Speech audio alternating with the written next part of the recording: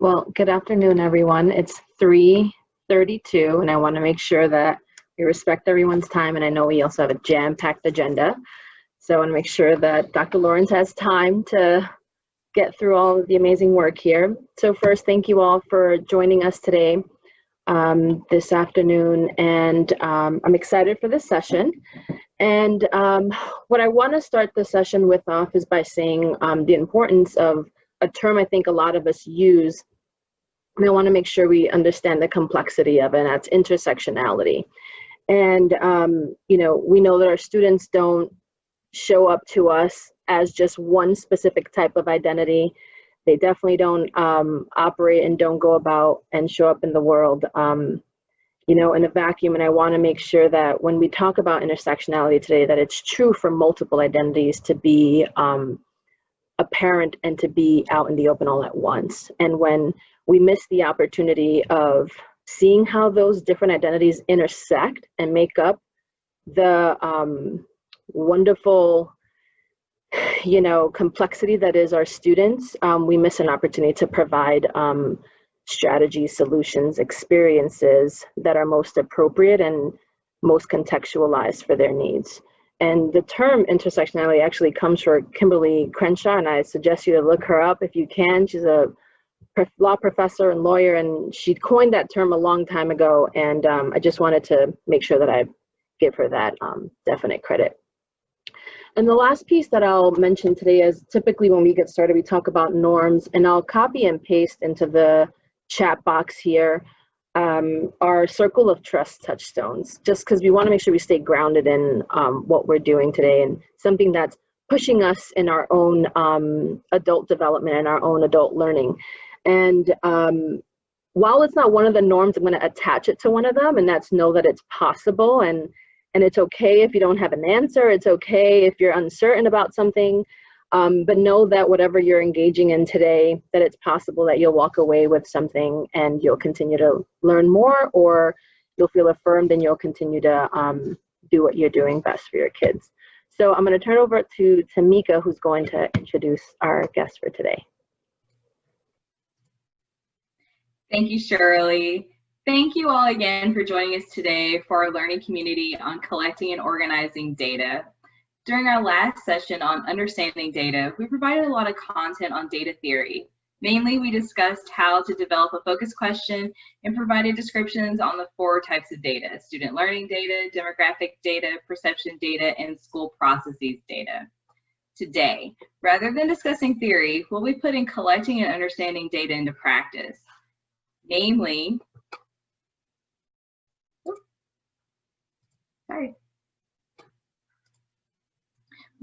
sorry about that. Namely, we'll be having a robust conversation about how to collect and understand standards and assessment data. Keeping the words and work of Dr. Tiffany Kaiser in mind, we'll work together to center educational equity through providing a thought-provoking content and questions for collecting and organizing data that can lead to positive outcomes and high-quality learning for our student subgroups. While the content of today's conversation will highlight frameworks for English learners, we'll make the connection to our students with disabilities and economically disadvantaged students through the lens of intersectionality, as Shirley described. What intersectionality means in this instance is that our English learners may belong to more than one subgroup category. They may also be students with disabilities and/or economically disadvantaged students. We want to explore how intersectionality may influence how data is collected and organized, and how the SEA, ESUs, districts, and schools can provide support to one another and to students when making data-driven decisions about student subgroups. Nebraska's very own TA provider for EL services, Alpha 21, is here to facilitate today's conversation. Dr. Joby Lawrence will be leading today's session. Joby has almost 3 decades of experience working across all levels of the field of education. She is recognized as a subject matter expert in the areas of language acquisition, family engagement, literacy, and special education research and assessment, and school improvement, all topics that we will be covering here during our series. She has experience as a program evaluator and has served as a tenured faculty member in higher education, where she served as the director of multiple discretionary grant programs funded by the U.S. Department of Ed. One of the key priorities for each of the grant programs focus on engaging and serving underserved student populations, like we're here to do today.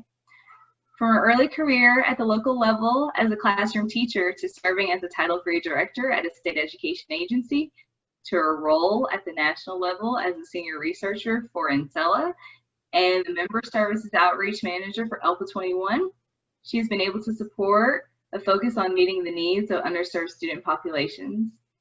In her work with NCELA, Dr. Lawrence led the planning and development of the Family Toolkit for English Learner Families in collaboration with the Office of English Language Acquisition. She is a recognized leader in the field of English learner education and has a wealth of experience providing technical assistance to SEAs, and LEAs. She currently serves as a Member Services and Outreach Manager for ELPA 21 at UCLA Crest. Without further ado, I will turn it over to Joby. Thanks so much, Tamika, and thanks so much for having me. I'm very excited to be here today and to engage in this very critical conversation with all of you around organizing and collecting and organizing data. So as Tamika mentioned, I'm from ELPA 21, housed at the UCLA Center for Research, Evaluation, and Student Assessment, CREST. And so today, just to get to know a little bit more about who's here in the audience, if you could just really quickly change your Zoom profile to include your name and then your primary affiliation. We're going to do a quick poll. Once you get your name change updated on your profile in Zoom, then we'll go ahead and pop a poll up for you to indicate, again, your primary affiliation, whether it's district, ESU, the Nebraska Department of Education, a school, or an other affiliation. So just trying to get a feel for who's in the audience and sort of the distribution across these different affiliations. So if you need any help renaming yourself, if you go to the participant list on your toolbar, you can see where you start and stop your camera. You can see the little icons with two silhouettes sitting side by side. If you click on that, you can see everyone who's here with you in the room. And in order to rename yourself, just find your name and then just hover over it. And there's a more icon that you can see when you click on. It allows you to rename yourself there. So feel free to just take a minute and get yourself renamed so that we know, again, just making sure it has your name. Sometimes you show up as like a username or some other login information. And then you should see a poll on your screen right now. So go ahead and just indicate your affiliation so we can get a chance to see, again, the distribution of folks who are here today. And then we'll dive in and get started. So it looks like we have about 80% of folks who are here today who have voted. We'll give you just about another 30 seconds to cast your response to your primary affiliation, and then we're going to close that poll and share the results.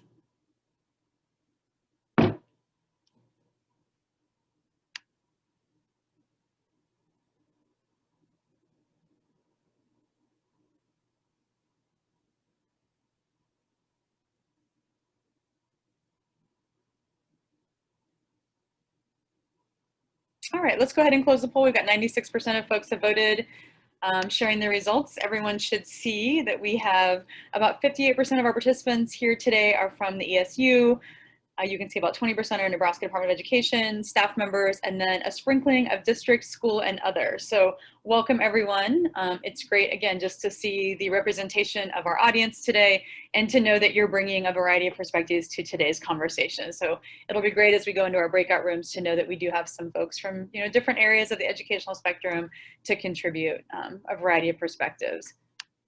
So I'm just taking a look at the participant list and I see most everyone has renamed themselves. I am going to go ahead and ask Betsy, who's sort of helping with Zoom producer logistics tasks, to check in on the folks who haven't had a chance to rename yet, just to make sure you're not having any issues, that there's not a tech issue that's keeping you from renaming yourself. So thanks, Betsy, for taking care of that while we move on.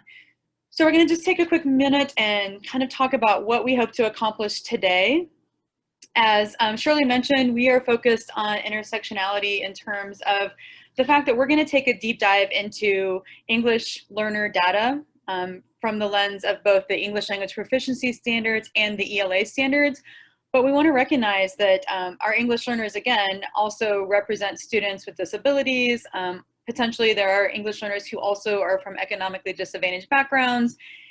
And more importantly, I think it's really important for us to recognize that as we dive into our content today around academic language and thinking about how Our English language development standards are focused on academic language and the intersection of our content standards, really thinking about how what we know about serving our English learners and unpacking these standards and the assessment data that measure these standards.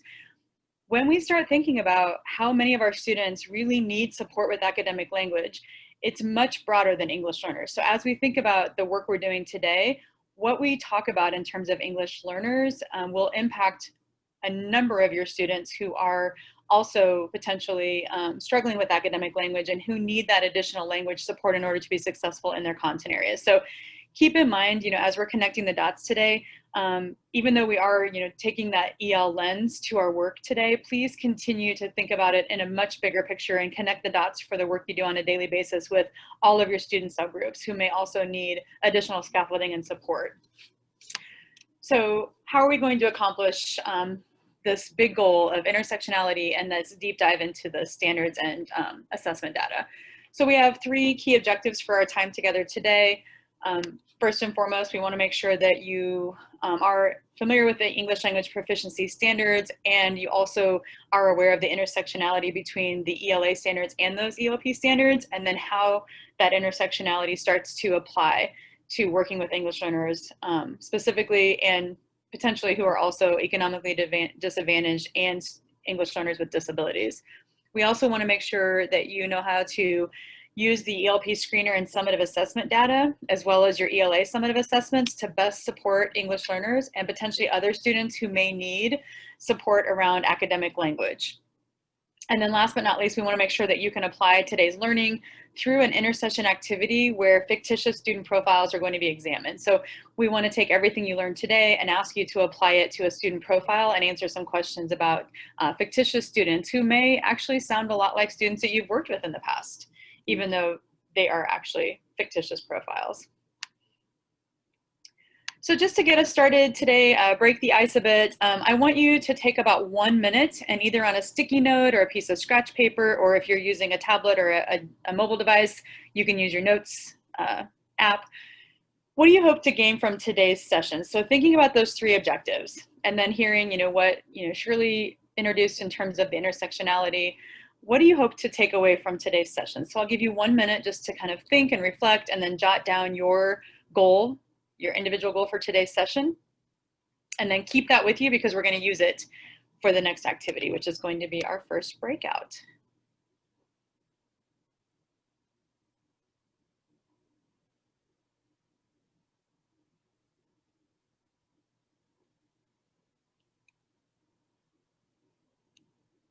So while everybody's jotting down their individual goal, Betsy's going to be setting up our breakouts, and we are going to be moving into breakout rooms, and we're going to have between 5 and 7 minutes. So this will move pretty quickly, but you're going to be in small groups. So we think this is going to be plenty of time for you to just do a really quick introduction, your name, your role, the district or districts or schools that you either work in or serve, and then just, again, you may know each other. You may end up in a breakout with folks you already have worked with before and you're pretty well versed in like what you know about one another, but you may not know bullet number 2, which is if you were a make and model of a car based on your personality, what would you be? So think about your personality, maybe your work style. What would your make and model of car be to describe you? And then last but not least, you're going to share that session goal that you're just developing right now for yourself with your partners in your breakout.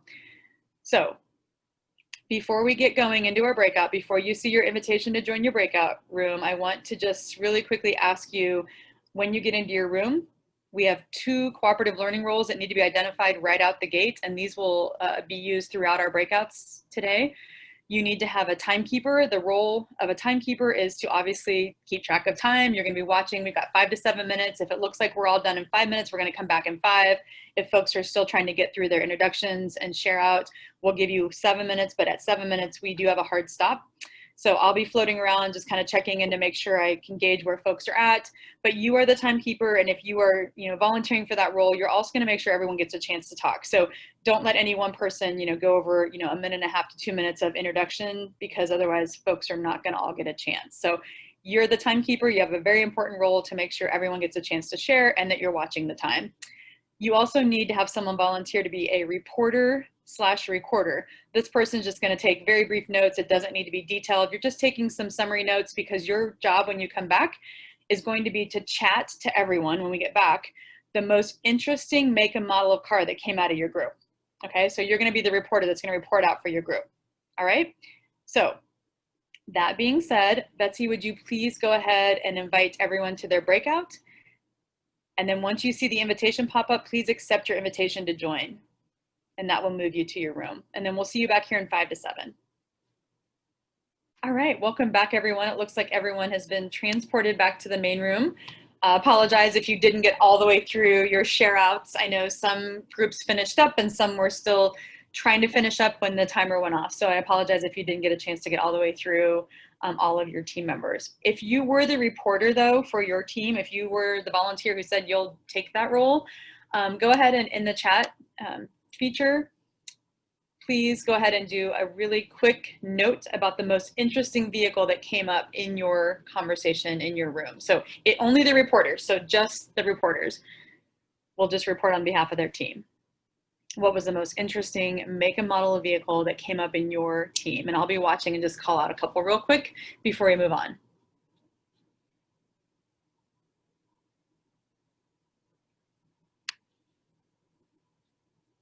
A fancy Cadillac, awesome. An older pickup with a few miles, a Volkswagen Bug, a Tesla. And as I was floating around, the most interesting vehicle I heard was an Uber ride, because you never know what's going to show up that day. So the person I was listening to just shared that sometimes, you know, it may be an old jalopy, and then another day it may be some fancy sports car. So it just depends on what you're going to get that day. So thanks so much for participating in the breakout and for humoring us with your make and model of vehicle. Hopefully you had a little bit of fun getting to know a little more about folks who you may already know, but maybe didn't know how they felt about themselves in terms of their car personality. So our first section today that we're going to sort of take a deep dive into is just our English language proficiency standards and ELA standards and the intersection of those, as well as other content area standards. We want to answer 2 key questions in this section of content. So we want to first take, as I mentioned, a deep dive and try to answer the question, what are the English language proficiency standards and how do they support learning for English language and academic language development for our student subgroups? And then how can the ELA standards be used to leverage data to improve academic language for student subgroups? So let's dive right in. We're going to start by just taking a look at the English language proficiency standards. And as you look at what's on the screen, this is handout number 1 in the box folder that was shared with you in your invitation. So if it's easier to see it sort of on your own computer, or if you've printed it out, this is handout number 1. As you look at this, what I wanted to just mention is we're going to do a really quick poll before I dive in and sort of talk through the standards. This poll is going to ask you to really think about your level of proficiency, so to speak, with the ELP standards. So you should see a poll pop up here in just a second that's going to ask you to rate your familiarity with these English language proficiency standards. So take a minute and just go ahead and cast your vote.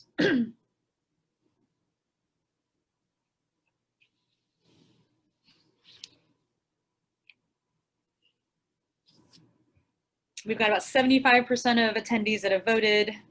We'll give it about 15, 20 more seconds. Please cast your vote to be counted. It is the season for us to be thinking about voting. So we want to make sure everyone's vote gets counted. So we'll wrap up the poll in about 5 seconds. We've got 91% of participants who have cast a vote. And Betsy, if you want to go ahead and wrap up the poll and share the results. So take a look. It looks like we're sort of all across the map here in terms of what our level of familiarity is with the ELP standards. We have, you know, again, it's pretty evenly distributed between the somewhat to not at all familiar. And then we have about a combination of 13% who are moderately to 10% who are extremely familiar with the standards. So keeping that in mind, just want to sort of highlight why these standards are so critical in terms of meeting the needs of English learners, as well as other subgroups who need that academic language support. So when you think about the ELP standards, too many times our educators are provided assessment data for their English learners, and they don't have a deep understanding of the construct being measured by that assessment, which creates a barrier to their ability to being able to inform instruction with the data. So our educators who work with English learners, whether they be our certified English language instructional staff, or if they are content teachers who have English learners in their classrooms, regardless, we want to make sure that anyone who's working with an English learner has a depth of understanding of our English language proficiency standards and their correspondence to the content standards. This will help our educators understand when they see the data from the ELP assessment, which are measuring these constructs and these standards, then they will have a better understanding of what to do with that information and how to adapt instruction based on what they're seeing in the results. So our English language proficiency standards, we'll talk just really briefly about, again, the form and function of language. Our standards, there are only 10 of them. They are developed to measure the function of language. The first 7 measure the function, and the last 3 standards measure the features or forms of language. So when you're looking at this, is there anything that jumps out at you using the chat feature? As you look at these 10 standards, is there anything that you're noticing, anything that jumps out at you? Any key aha that you see as you're looking through these 10 standards? And just use the chat feature, again, if there's anything that jumps out at you.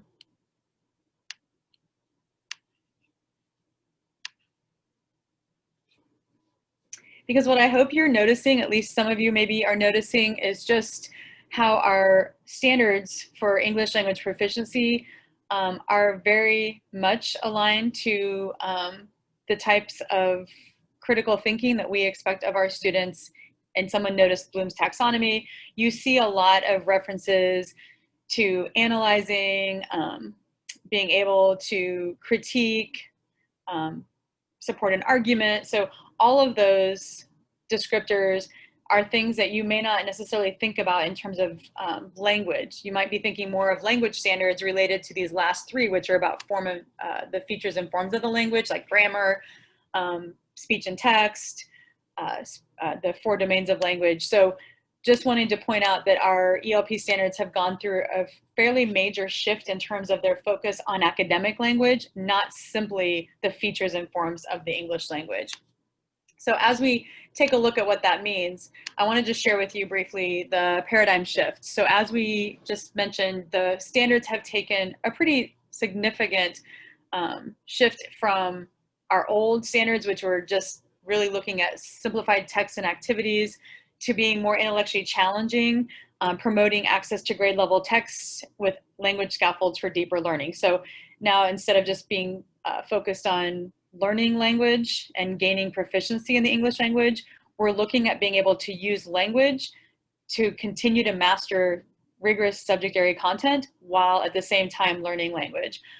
We've also shifted from looking at language development focused simply on accuracy and writing mechanics to development of comprehension, production, and interaction.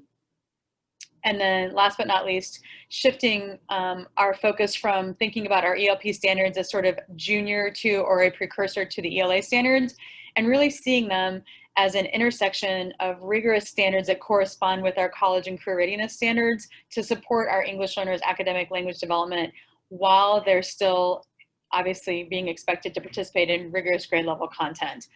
And we also have made one additional shift, and this is really key.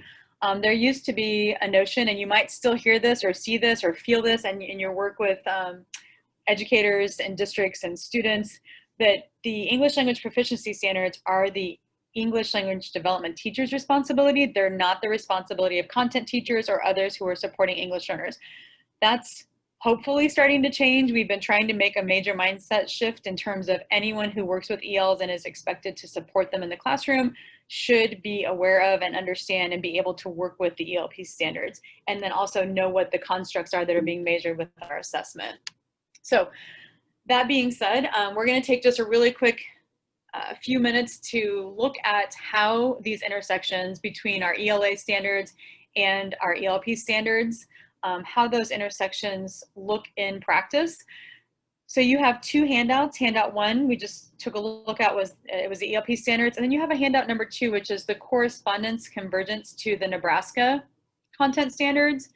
So what I'd like you to do is just individually taking a look at these two handouts, and handout 2 is multiple pages with some sample content standards pulled out from different grade levels, just to give you a chance to sort of take a look across different grade levels and across content areas. And Betsy has posted the link again to Box if you don't have the handouts or you didn't get them, didn't get access before you hopped on today. The link is in the chat as well. So thanks, Betsy, for popping that in there. So take a look at a couple of standards in one of the content areas. So either pick a content area that you've taught in the past or a content area that you provide support today, and think about choosing a couple of standards in one of those areas at different grade levels, and then take a look at the ELP standards and see if you can match up some of the standards. So where do you see those convergences yourself between some of the standards on the content handout number 2 and the ELP standards handout? So just see if you can, again, make some of those connections yourself between those two sets of standards. And again, I'll give you about a minute and a half to take a look at this matching activity individually, and then we're going to process it together.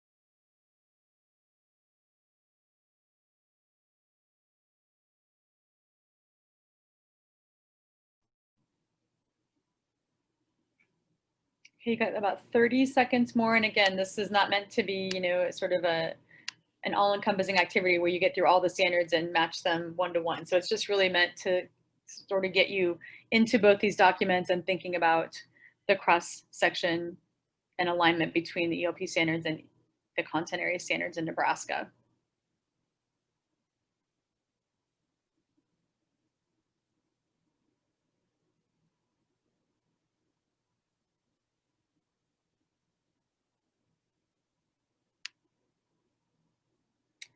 So as you're wrapping up your matching activity, what's one key takeaway? So what's one thing that you noticed as you were matching up the standards, as you were looking across these two handouts? What's one thing that you can take away from this activity? What's something you noted, something that surprised you, something that just validated something that you already thought you knew? So again, in the chat, go ahead and chat one key takeaway from this activity, and I will pull out some ideas that are coming up. And the reason we're using the chat feature a lot for folks to report out is simply because it's a time saver. It takes a while for folks to come off of mute and for us to pick folks. And then if they're not, ready to share, it just, even though it wastes a few seconds at a time, those seconds add up across an hour and a half of time together. So the chat is a really quick, efficient way to get a lot of information from folks quickly. So I like to use the chat. And I'm watching here just to see, Allison says, using evidence to support a position is required in all content areas. Absolutely. Great find, Allison. What else? There's a clear alignment across subject areas and the ELP standards. So Chris, thank you. It allows a variety of ways for students to demonstrate their learning. And Eileen makes a really good point that sort of validates what I said about, English learners not, sort of being secondary to their content learning. It does cross over, and while students are learning academic language and becoming proficient in English, they don't get a pass on accessing content, and our educators don't get a pass on making sure students have access to the content. So making sure, again, that we're, our ELP standards are in service to our content standards, and that the academic language piece is a focal point. And then Anne notes the action words, that Bloom's taxonomy is sort of interspersed throughout our ELP standards as well as our content standards. So again, why this is important and how it matters. I'm going to pass the baton over to Shirley to talk a little bit about these instructional shifts and specifically in Nebraska, just the content and how this, again, is very much context specific in Nebraska. So Shirley? Yeah, thank you, Joby. So you probably have seen these slides from Corey. You may have heard him share this message as well. So this is channeling my inner Corey for everyone here. And, you know, he is really, you know, focused on ensuring that we don't just focus on isolating the standards without looking at the shifts as well. So he, you know, really focuses on this overarching message around the changes in instructional materials, assessment, and practices that are necessary for students to not only master the college and career ready aligned standards, but for students to ultimately be prepared for life and success beyond, you know, when they're with us in school. So on our next slide, this analogy around can't see the forest for the trees, and how, you know, when we get so focused and, you know, think about just the standards, we miss the shifts and how they're implicitly intertwined throughout the standards from early grades up into upper grades, as well as how they connect across content areas. So on our next slide, we see really quickly just a snapshot of the ELA standards, and, you know, they set an expectation for what our students, you know, need to know and master. They're flexible, they're asset driven.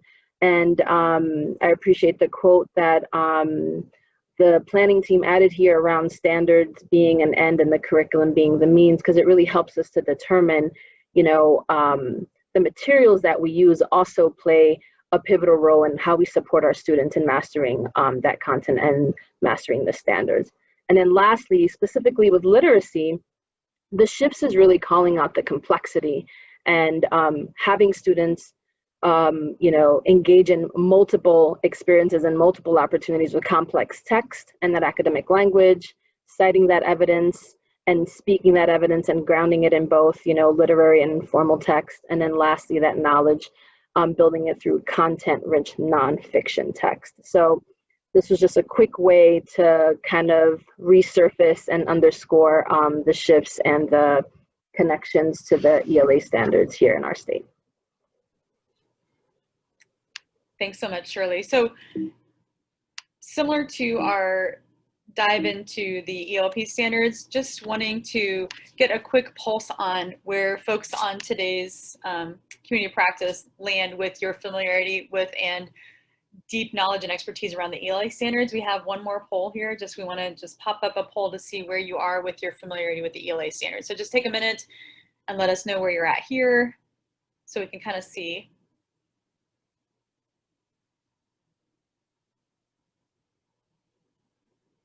Across all of our audience attendees. We've got about 80% of folks who have voted, so let's take about 10 more seconds and then we'll close the poll and share the results.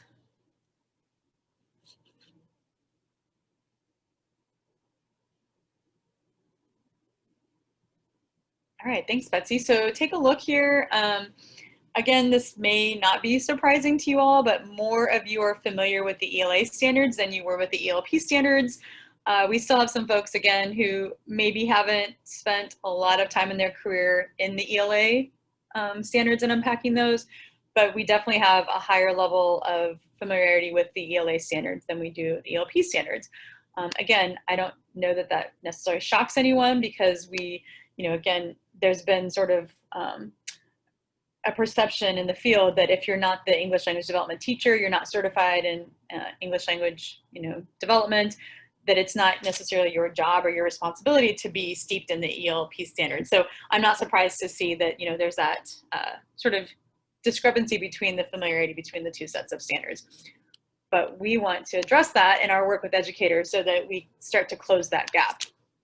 Again, for educators and folks who are supporting English learners. And also supporting students who may need support with English language academic development. So our next activity really asks you to just think about these shifts that we just talked about. So we were talking about the shift in sort of the ELP standards, Shirley shared sort of information too about the shift in ELA standards and sort of how we've been evolving as a field around these two sets of standards. So in your next breakout, you're going to be mixed back up. So we're going to upset the apple cart again, put you back into small groups of 3 to 4. And in your next breakout, you're going to address these 3 questions. So you will be looking at answering how the ELP and ELA standards enhance training and support for planning and delivery of content instruction. So how could you use these 2 sets of standards?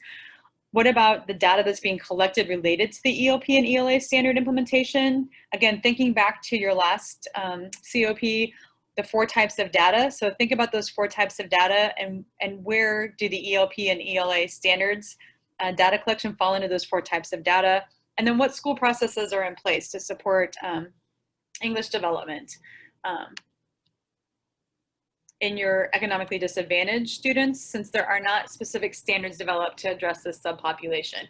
So when we go into our breakout, this slide's going to disappear, but there's a couple of ways to take this set of questions with you. One would be obviously just to make sure you've got the handout in front of you, and that you then, that handout number 3, you've got the questions there, or you can take a snapshot of what's on the screen real quick, take a screenshot of it, or take a look at the chat, because when you go into your breakouts, Betsy's going to chat the questions as well. So there's lots of ways to take this with you, but it will disappear once you go into your breakouts.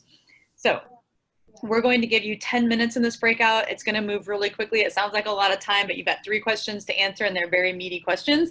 So when you get into your breakouts, go ahead and dive in. You need, again, a timekeeper. So, volunteer if that's something you're willing to do. Make sure that you're tracking on that 10 minutes and you get through all 3 questions. Give everyone a chance to participate.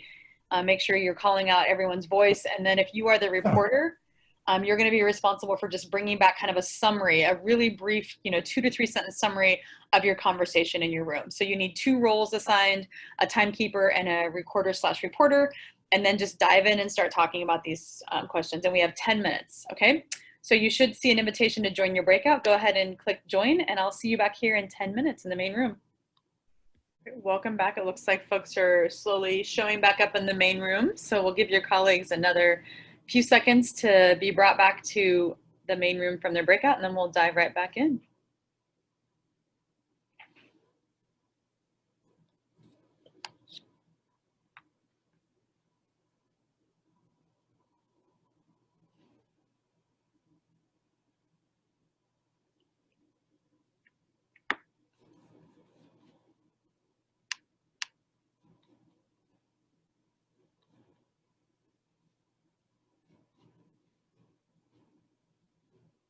All right, welcome back everybody. It looks like we are all back in the main room together. So I was able to get into all the breakout rooms and heard really robust conversations related to these 3 questions, very specifically about some gaps in the data and those 4 types of data. I heard some really deep conversations around where you may not feel like you're collecting or organizing data for all of your students in terms of your ELP and ELA standards implementation.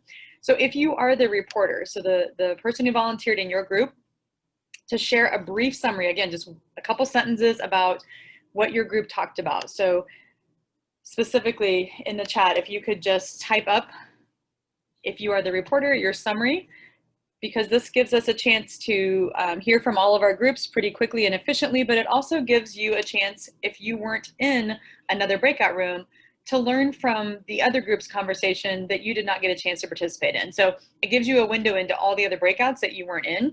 So once your reporters have reported out, go ahead and scroll, sort of up and down the chat and see what you might have missed in another room. And then I'm gonna just call out some information that I think is, interesting and relevant from the reports that your colleagues are giving for each of the breakout rooms.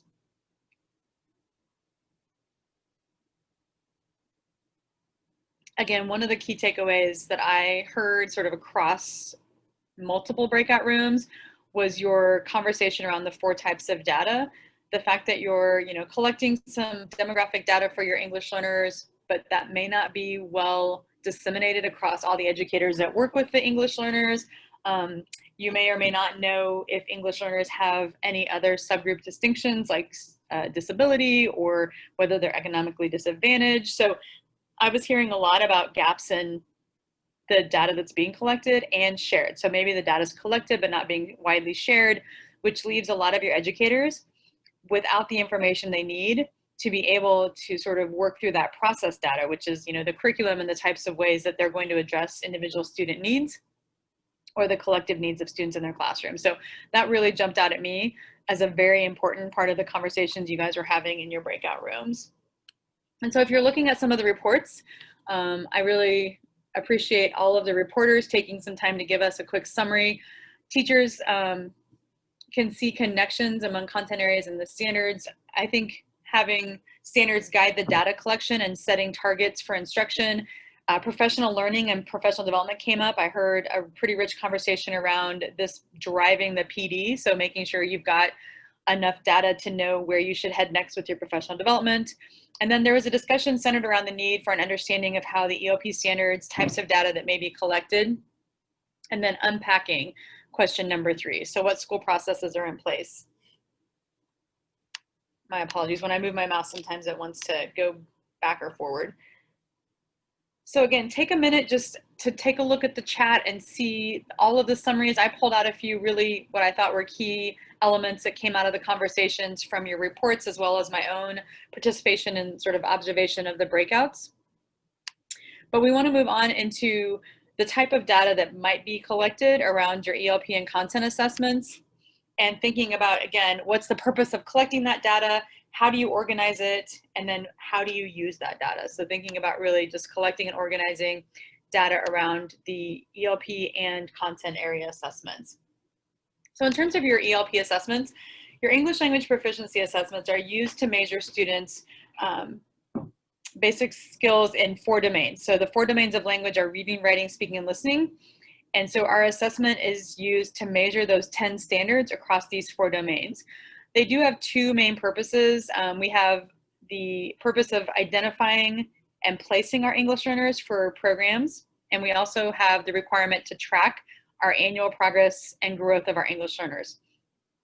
So to that end, we have 2 types of ELP assessments that meet those 2 overarching requirements.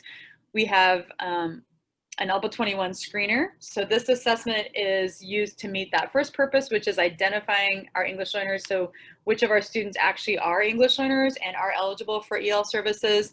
And then we have our summative assessment that is used to help us with that second goal, which is to measure the growth and overall proficiency of our students who are identified as English learners and eligible for services.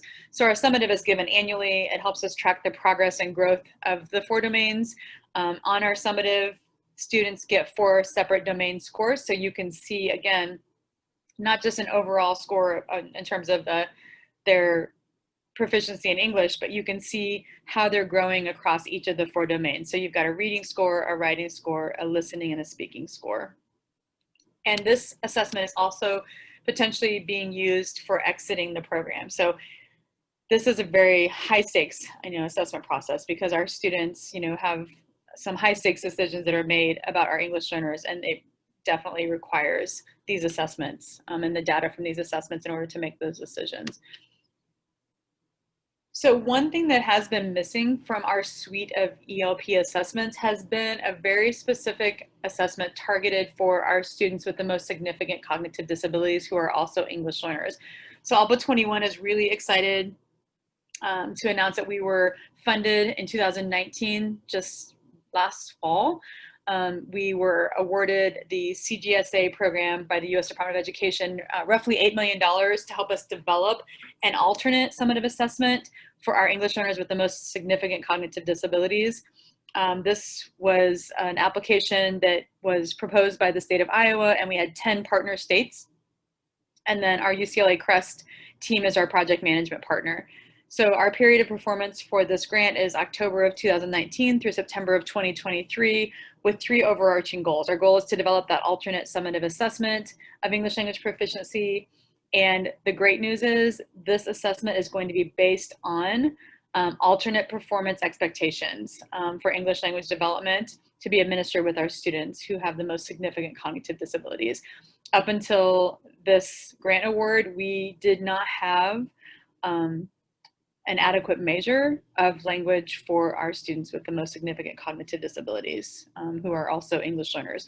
And then our second goal is to be able to develop some professional learning for our educators around these alternate performance expectations, as well as how to use the data collected from this instrument to be able to plan instruction and then further assessment of our English learners with significant cognitive disabilities.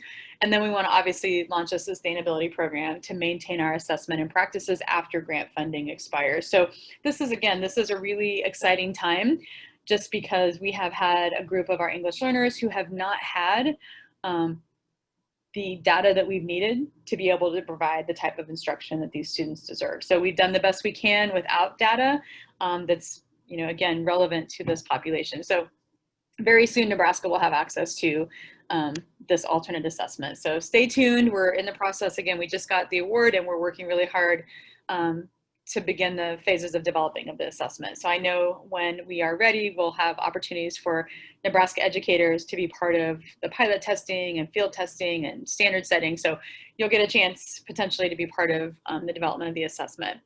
But we have 3 forms of assessment. We talked about 2 of the really important, standardized assessments, which are the screener and summative. But here in the middle is probably where the magic happens in terms of assessment and data and use of data to drive instruction, formative assessment. So our screener helps us know who our students are and whether or not they qualify for specific services. It serves as a baseline for our English language proficiency, and then we start measuring from that baseline to look at growth and overall proficiency.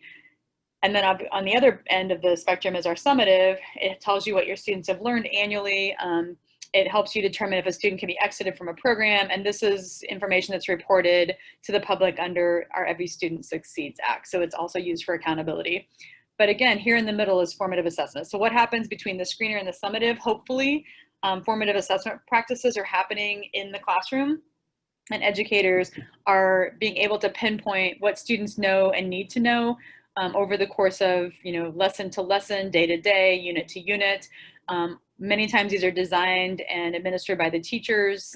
They help guide daily instruction. They track the ongoing language progression rather than sort of a fixed score from one point in time. For example, having like last year's summative data and then next year's summative data using those 2 points. Formative assessment is what happens in between and can measure much more finite and granular progress.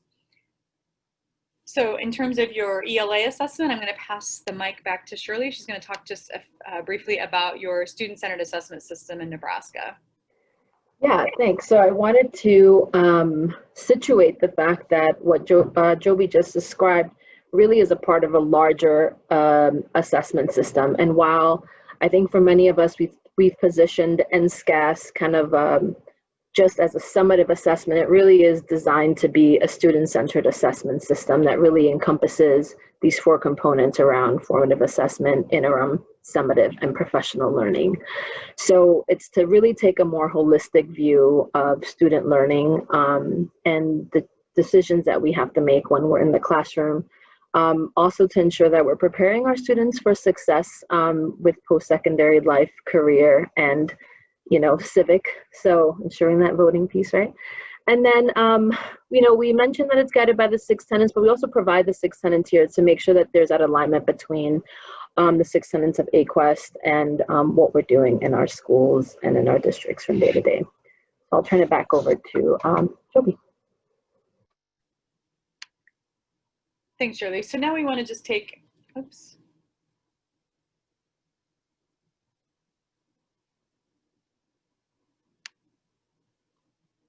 All right, so now we want to just take a really quick look at, again, just sort of thinking about the type of data that you are collecting or that your educators are collecting, and then how it's being organized. So this is a graphic organizer that's one of your handouts. And what we'd like you to do is just take a couple of minutes just to fill in as many of these boxes as you can with as much information as you can. You're going to use this graphic organizer for our final breakout activity here in just a couple minutes. So looking at the time, we've got about 2 minutes left for you to be able to just take 2 to 3 minutes for you to individually fill out as much as you can of this graphic organizer. And then again, we're going to take it into our breakout with us and use it for our processing activity. So I'll give you some time just to take a look and think about what you know and what you can fill in.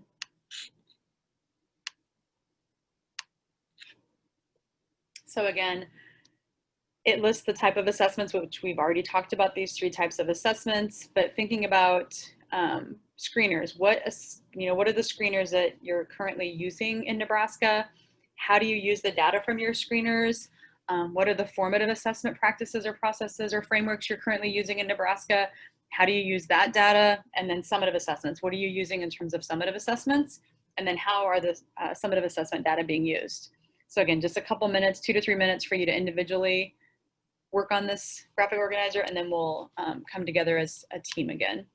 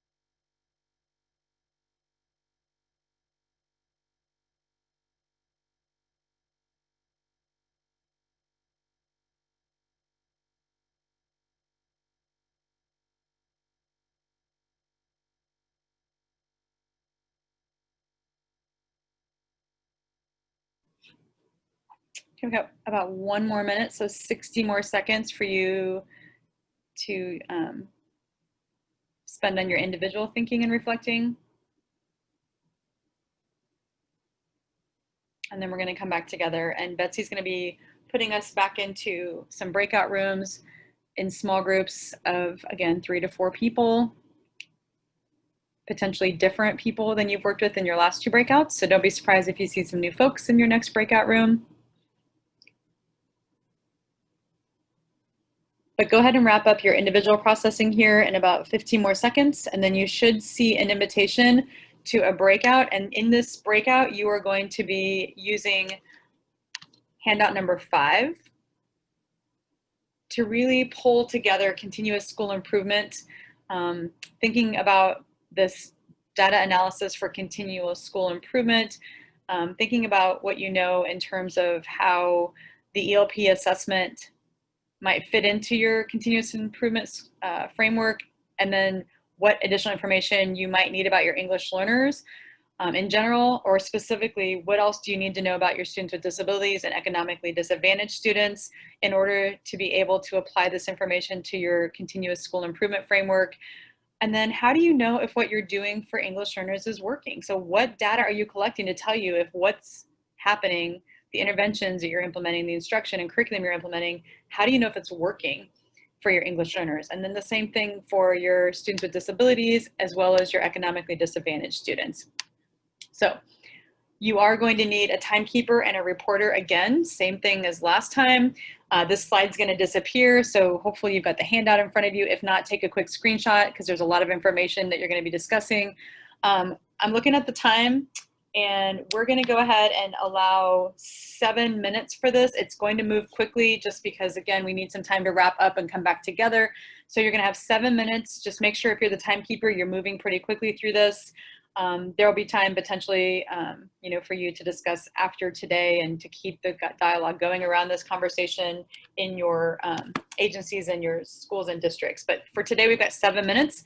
So you should see a quick invitation to join your breakout. Go ahead and get in there and get going quickly, and we'll come back together really soon and then bring this in for a landing together. All right, we are coming back together. It looks like we've got a few more folks to be pulled back into the main room, and then we'll jump back in. Thank you for the very robust conversations. I was able again to get into all of the breakouts during the 7 minutes we had, and there were some really deep conversations going on around these 3 questions. So great job in your breakouts sort of tackling some pretty important concepts and not always easy to solve issues around how data is being collected and used for school improvement, especially for our subgroups.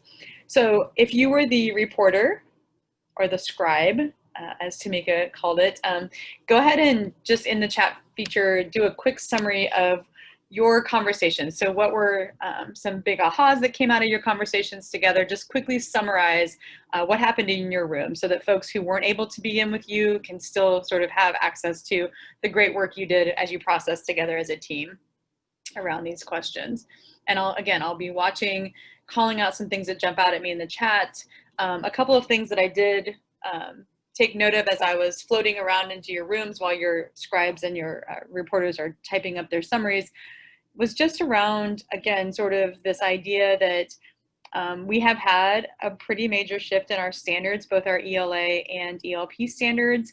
And a lot of times we're not necessarily using the standards to help us drive instruction for our ELs, and specifically not recognizing as a field, sort of collectively that what works for English learners will also help support a number of other students in your classrooms. And so there was a conversation that I heard sort of at the end of one of the last breakouts I was in about how important it is for educators to really understand that intersection between English learner strategies that focus on supporting and building academic language, to also thinking about your other subgroups like students with disabilities, economically disadvantaged students. Those students also are in desperate need of a lifeline for academic language. So as you're implementing these strategies for ELs that we know work for ELs and are critical to language development, you're also going to be supporting your other students who are developing language. We're all developing language. All of your students are developing English, right? There's no one that comes into kindergarten, with a mastery of every aspect of the English language. So we're all developing language. So the way we do that and the strategies and scaffolds and supports for English learners that we implement with our teachers through professional development, those, again, I really appreciated the conversation that was going on in a couple breakouts around just making sure educators are aware of that intersection and how implementing those strategies can definitely be helpful to all of their students, not just maybe the handful of ELs, especially in your low incidence districts that don't have a lot of English learners. Sometimes it's hard for them to understand why they need to be paying attention to the standards and the corresponding curriculum and strategies. So I'm looking again sort of just at grabbing some things out of the chat. You really do need to make sure that you are chatting about the importance of the integration of your ELP standards into other content area conversations. It's not just nice for teachers to ensure that your English learners have access to grade level appropriate content while they're learning English. It's a civil rights obligation. So keeping in mind that if you were to happen to have a civil rights visit from OCR, they would be looking to see how your content teachers are providing access to grade level standards to English learners, regardless of their level of English proficiency. So I can't stress enough, again, it's not just a nice to have, it's a must have in terms of programming for your ELs. So thanks for pointing that out. That's a really good point and a really good sort of one of the key hooks to helping our educators understand why this is so important and why this data matters so much. Adam was talking about helping narrow the areas to focus in on your efforts and then being able to target your interventions. So again, just knowing, again, what works for who and when. The data tells the story, right? That's how you know what works for who and when. And then sort of last but not least, in terms of improved reading comprehension, classroom participation, that perception data from teachers, and collecting the grades and perceptual ability from students as well as their daily work. So just having a variety of data points to tell the story about, again, what's working for who and when. So again, I know we could really spend another hour talking about just these three questions because it is sort of the meat of how do we continue to improve our schools, especially as you're looking at your TSI and some of your designated schools who maybe are in need of the most assistance. Many times what they really need is assistance with the subgroups, right? The reason they're on the TSI list or your in need of assistance list is because they haven't been able to figure out what works for their students from the different subgroups, specifically ELs, students with disabilities, and economically disadvantaged students. So as we go into our wrap up, again, we have a quick intersection activity.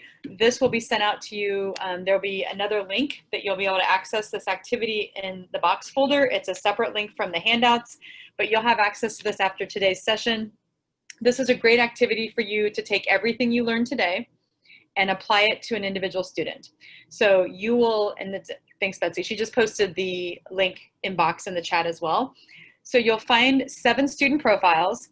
You select one. So just pick a student that resonates with you. Maybe it sounds like a student you've worked with before. Maybe it's a grade level that you've taught in the past. Maybe it's a grade level you teach now. Just pick a student, and it really doesn't matter. You can pick any student and then answer the questions using the data that's provided in their profile. So you've got some qualitative data, some quantitative data. Use that data and answer the questions, okay? And then you're gonna bring that back with you to our next session together. So your next COP, I'll turn it over to Tamika to talk about, the information to close out today's session and then sort of gearing up for the next time that, you come back together. But again, your intercession activity is a student profile that you'll get a chance to, again, just pick a student and then answer questions using the data that you have about your student. So thank you so much for having me. I'm going to pass the ball back over to Tamika to wrap us up. And I just, again, want to give yourselves a big round of applause because you worked through a lot of information very quickly and very efficiently today. So great job, everybody. Thank you, Joby, and thank you all again for participating in today's session. We want your feedback. Betsy's going to place a very brief evaluation survey in the chat. It'll take less than 3 minutes to complete. We look forward to seeing you at our next Lunch and Learn on Wednesday, November 4th from 12 to 1 p.m. Central to answer questions about the intercession activity, network with colleagues, and learn from one another. And we also look forward to seeing you at our next learning community, also facilitated by Joby, on analyzing and interpreting data on Thursday, November 19th from 3:30 to 5 p.m. If you have any questions, please don't hesitate to reach out to me or Shirley, and we look forward to seeing you again soon. Thank you so much for being here, and have a wonderful rest of your day.